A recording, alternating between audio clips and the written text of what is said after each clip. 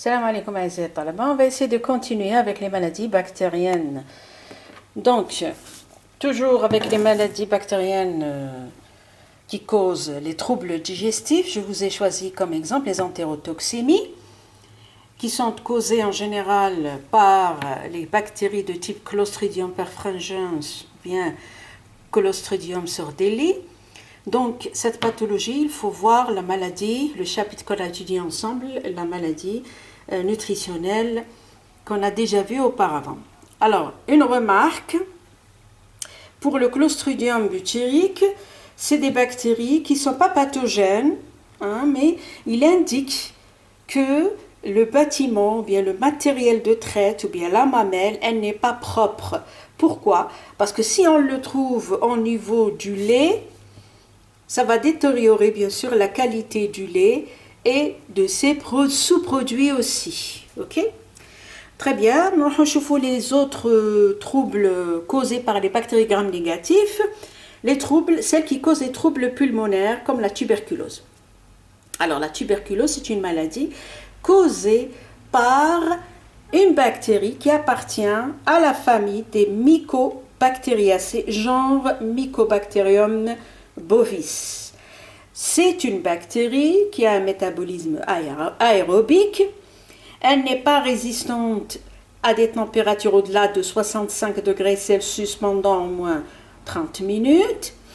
C'est une zoonose et une MDO. Je m'entends MDO, c'est une maladie à déclaration obligatoire. C'est-à-dire que le vétérinaire dépiste cette maladie, il doit la déclarer au niveau de la DSV.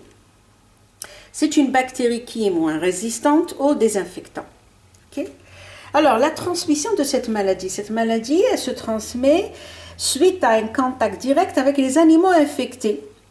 Elle se transmet soit par inhalation, soit par ingestion. Alors, par inhalation, comment? C'est l'inhalation de gouttelettes infectées et expulsées par la toux, qui m'a le corona. Soit par ingestion de lait de vache malade par la tuberculose. Très bien, alors on va voir les signes cliniques. En général, la tuberculose, c'est une découverte d'abattoir.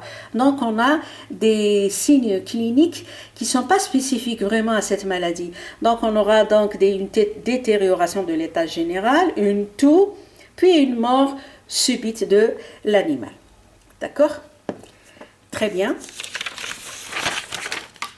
Alors, on va voir traitement et prophylaxie. Traiter la tuberculose, c'est trop coûteux et ça demande beaucoup de temps. Donc, la meilleure solution, c'est la prophylaxie.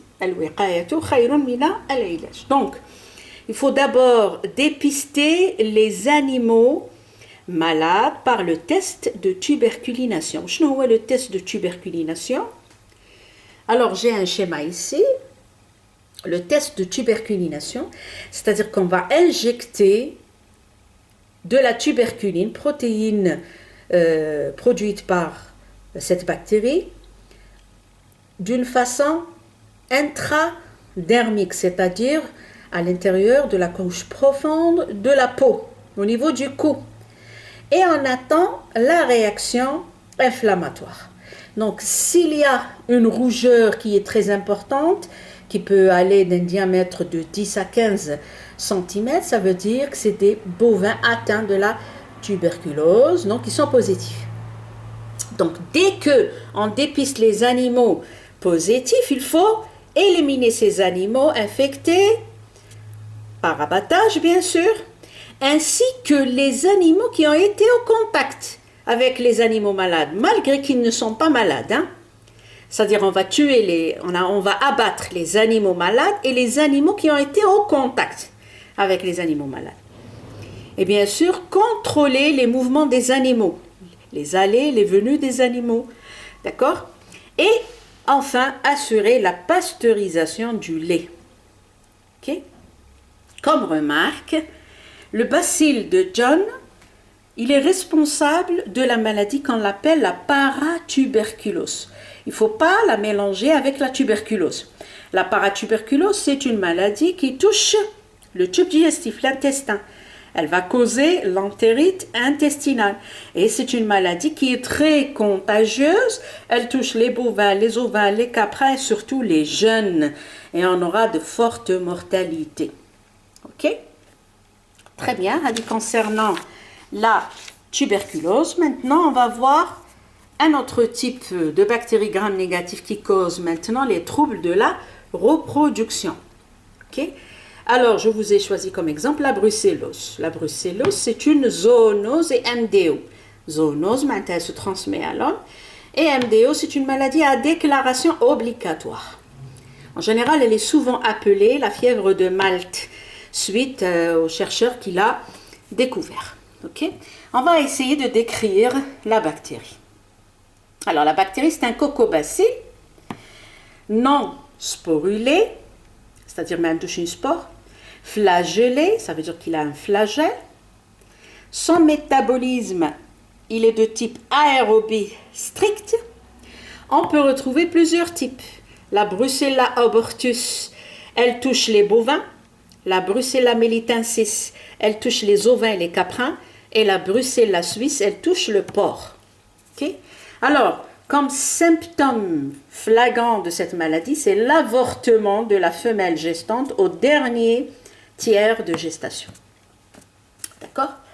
Alors, cette maladie, elle se transmet d'une façon directe et d'une façon indirecte.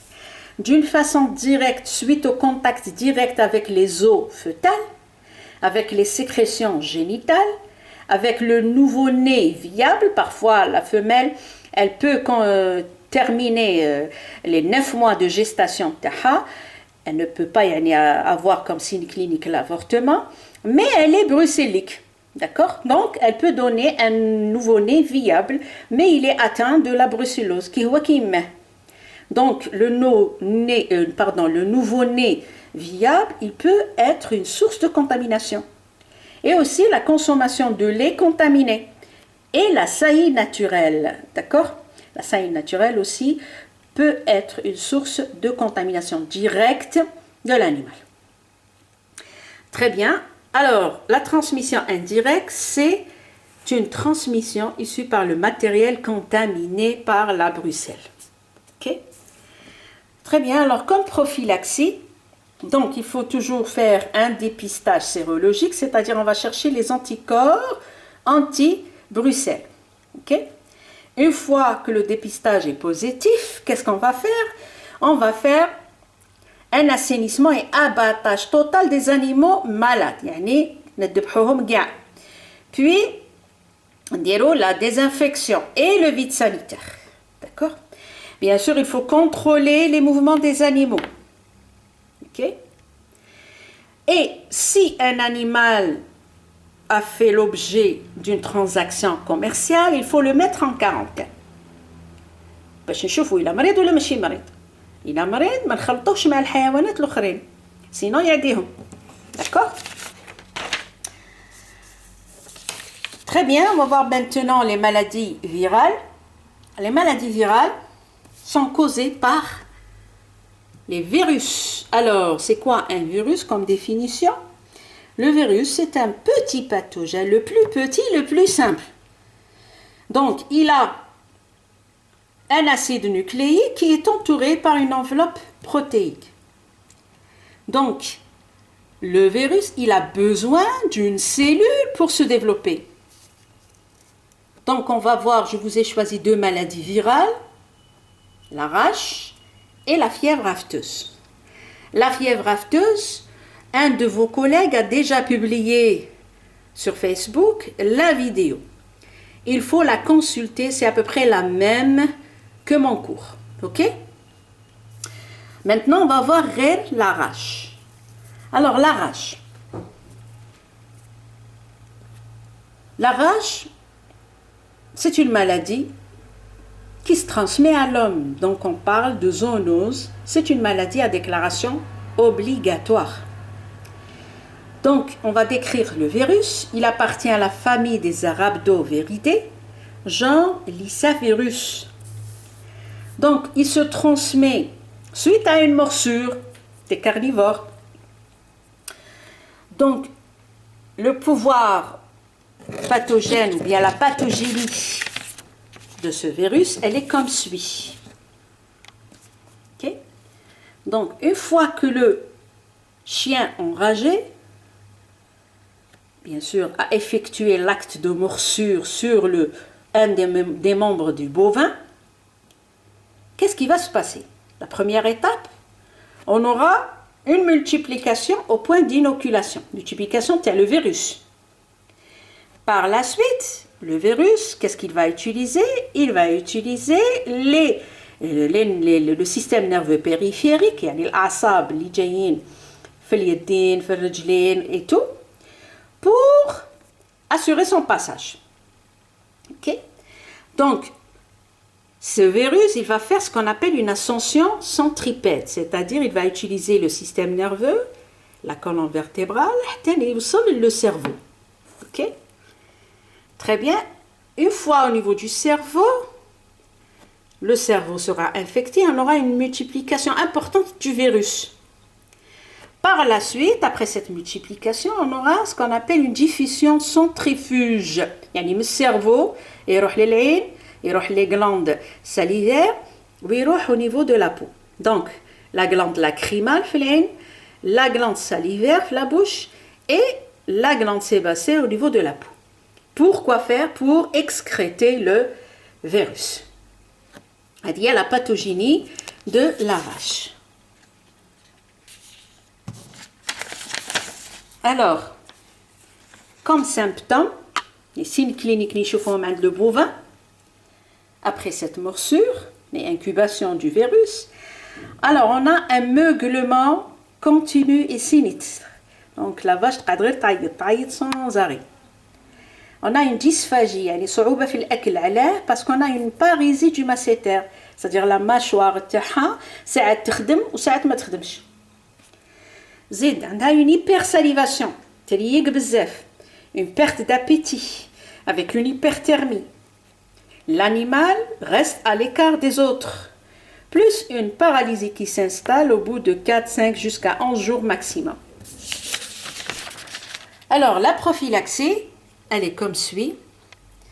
Donc, il faut isoler le bovin atteint par la rage pendant au moins une période inférieure à 3 semaines, à peu près 15 jours.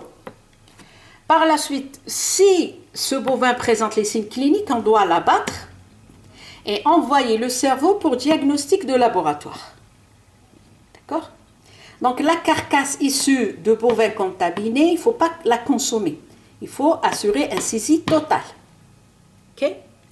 Bien sûr, il faut capturer et abattre les chiens et chats errants et contrôler les espèces sauvages. Bien sûr, les espèces sauvages sont des réservoirs et des vecteurs de la rage, comme par exemple le renard, le loup. Donc, en Europe, ils pratiquent la vaccination des renards en moyen d'appât qui contient un vaccin. D'accord? Alors, et vers la fin, on doit assurer la vaccination des chats et des chiens de compagnie contre la rage. Voilà, on a terminé avec les maladies infectieuses. نتلاقاو إن شاء الله le mardi pour finaliser votre programme. Assalamu alaikum.